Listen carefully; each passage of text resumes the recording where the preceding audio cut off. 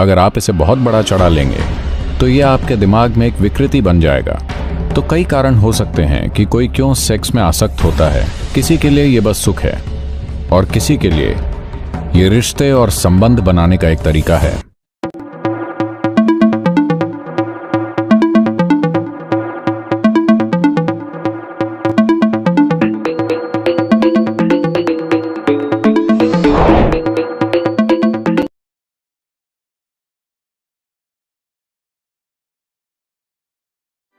एक दिन 6 साल की एक लड़की स्कूल से घर आई और उसने पूछा, मम्मा, मैं कैसे पैदा हुई थी? मां को शर्मिंदगी हुई। वो बोली, एक सारस पक्षी तुम्हें गिरा गया था। लड़की बोली, ठीक है, और लिख लिया। मम्मा, आप कैसे पैदा हुई थी? मुझे भी एक पक्षी गिरा गया था। मम्मा, नानी कैसे पैदा हुई थी? उन्हें भी एक पक्षी गिरा गया था। तब लड़की सीरियस हो गई, नीचे गई और अपने होमवर्क में कुछ लिखना शुरू कर दिया। मां तब थोड़ी परेशानी महसूस कर रही थी। खाना पकाने के बाद वो आई और तब लड़की अपना होमवर्क पूरा कर चुकी थी और नोटबुक वहीं छोड़ गई थी। मां ने जाकर पढ़ा तो ये वंशावली के बारे में एक निबंध था। तो बच्ची ने लिखा था, मेरे परिवार में 3 पीढ़ियों से किसी का भी प्राकृतिक जन्म नहीं हुआ है।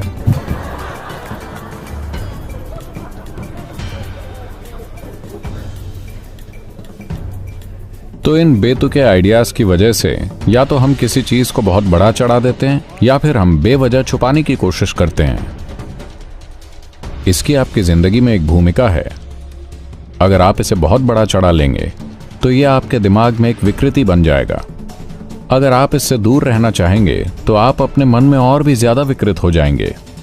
तो कई कारण हो सकते हैं कि कोई क्यों सेक्स में आसक्त होता है। किसी के लिए यह बस सुख है और किसी के लिए यह रिश्ते और संबंध बनाने का एक तरीका है।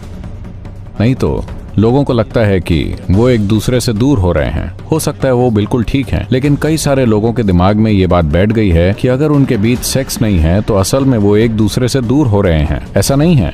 आप शारीरिक रूप से न जुड़कर भी किसी से बहुत करीब से जुड़े हो सकते हैं, है कि नहीं? लेकिन समाज दिमाग में भर रहे हैं, खासकर दुनिया के इस हिस्से में लोगों के मन में ये बैठ गया है, अगर सेक्स नहीं है तो वास्तव में आपका रिश्ता ही नहीं है। असल में रिलेशनशिप शब्द ही, इसे मुझे समझने में कुछ टाइम लगा कि यहां अगर आप कहते हैं रिलेशनशिप तो उसे शारीरिक संबंध समझा जाना चाहिए और कुछ रिलेशनशिप नहीं है।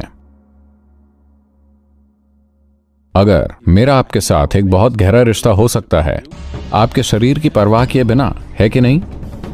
हाँ, आपके शरीर के प्रति मेरा कोई आकर्षण नहीं है, पर मेरा आपके साथ एक बहुत गहरा संबंध हो सकता है। पर ये सभी संभावनाएं पूरी तरह से खत्म कर दी गई हैं।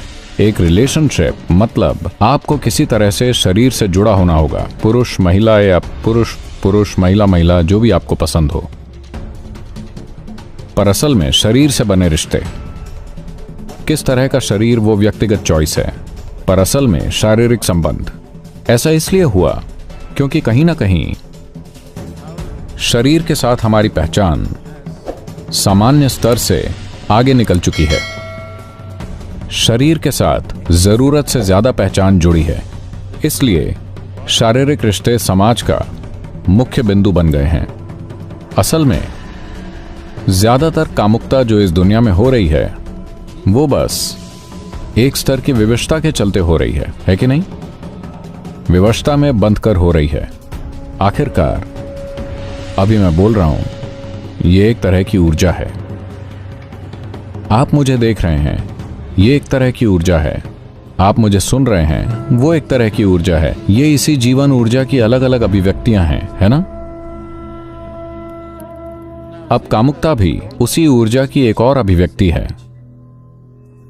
तो व्यक्ति को यह तय करना चाहिए कि उसकी कितनी ऊर्जा किस दिशा में वो लगाना चाहता है, क्योंकि आखिरकार आप एक सीमित मात्रा की ऊर्जा हैं, है ना?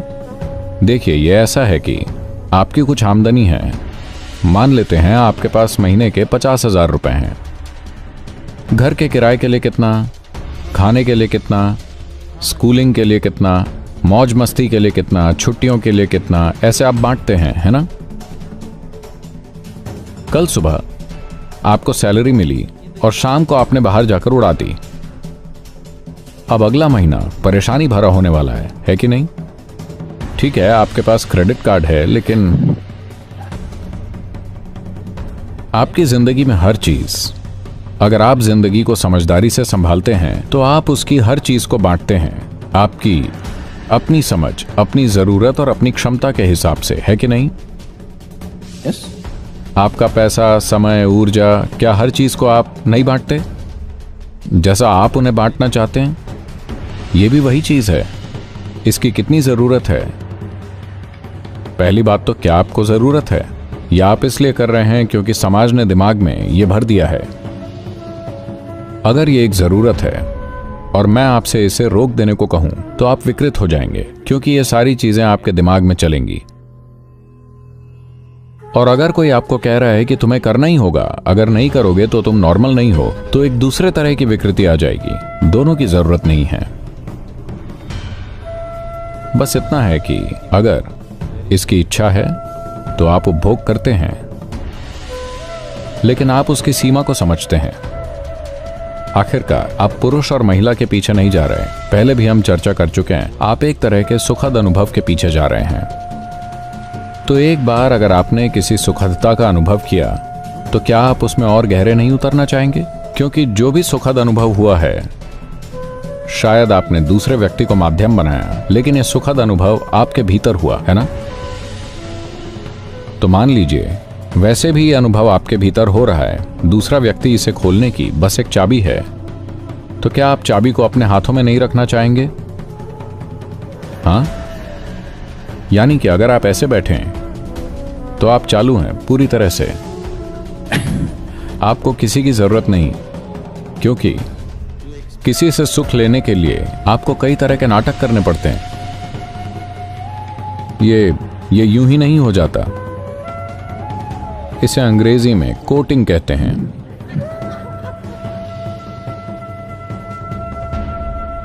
एक बार आप कोर्ट जाते हैं तो फैसले का दिन भी आता है। इसमें भारी मात्रा में समय, प्रयास, ऊर्जा और हर तरह की चीजें लगती हैं। खीज, जलन, समस्याएं, सब कुछ इसके साथ जुड़ा होता है। अगर आप लगातार ये देखते रहते हैं कि मुझे इस व्यक्ति से क्या मिल सकता है, उस व्यक्ति से क्या मिल सकता है, तो ये ठगी है। इसे लव अफेयर कहते हैं। पर यह ठगी है। लेकिन अगर आप खुद से ही एकदम परम आनंदित हैं और जब लोगों के साथ हैं, तो ये उस परमानंद को बांटने के बारे में है। ये इस बारे में है कि अगर उन्हें इसका स्पर्श नहीं हुआ है तो किसी तरह उन्हें इसका स्पर्श दें, न कि इस बारे में कि आप उनसे क्या निचोड़ सकते हैं। तब आपके जीवन की पूरी बुनियाद बदल जाती है।